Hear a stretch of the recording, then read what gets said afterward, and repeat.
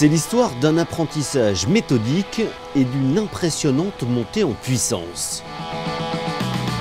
Spécialiste du monocoque océanique, Sébastien Josse connaissait à peine l'univers des multicoques en intégrant le Gitana Team en 2011.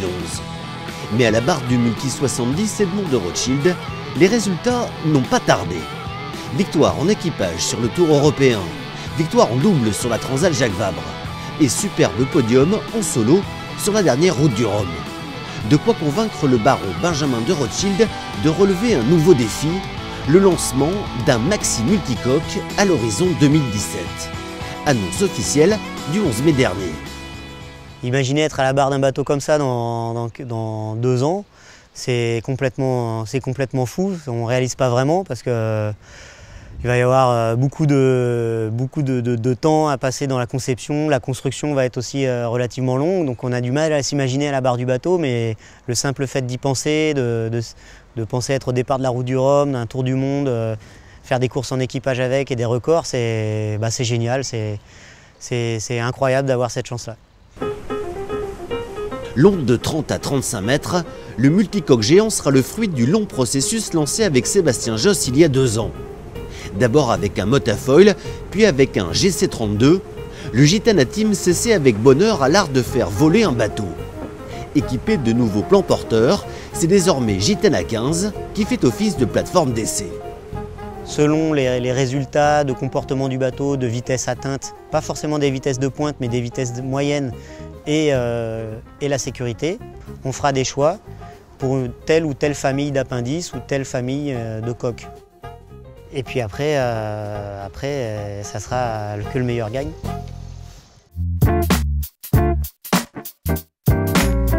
Continue à avancer comme ça, on est nickel les gars.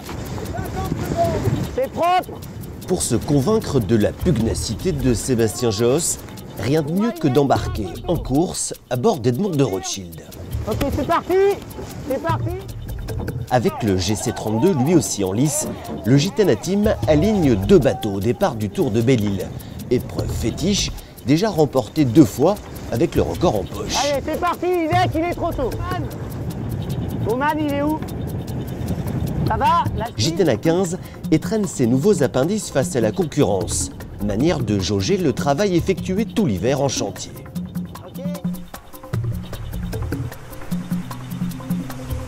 Sur le bord de près, c'est-à-dire face au vent, pas facile de juger de l'effet du foil sur la marche du bateau. Edmond de Rothschild met finalement Oman Sail dans son sillage à la régulière, dans une jolie bataille de virement et de placement. Les foils entrent véritablement en action au vent de Belle-Île, une fois le Genaker déroulé. Totalement sustenté par ses plans porteurs, Gitana 15 grignote mètre par mètre l'avance de Paprec. Super boulot les gars. L'équipage de Sébastien Josse enfonce le clou grâce à d'impeccables manœuvres d'empannage.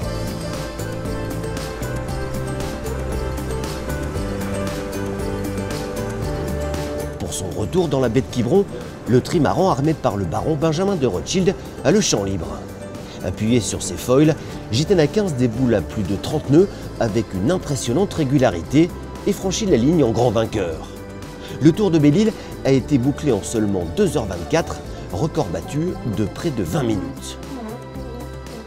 Voilà, la mission est remplie, victoire plus record, plus aussi pas mal de sensations par rapport aux autres Multi 70, donc c'est vraiment super positif. Le Gitana Team peut savourer un superbe début de saison, d'autant que le GC32 skippé par Gurvan Montan a gagné lui aussi le Tour de Belle-Île sur le petit parcours.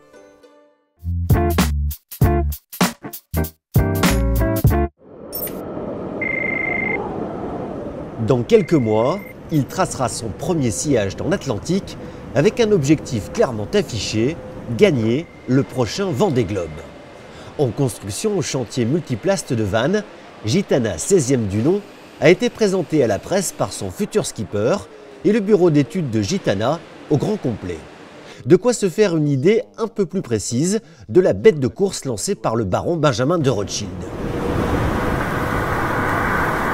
Le premier objectif, c'est un bateau fiable parce que la fiabilité c'est un critère de performance, parce que le skipper est plus serein et peut tirer sur son bateau en toute confiance.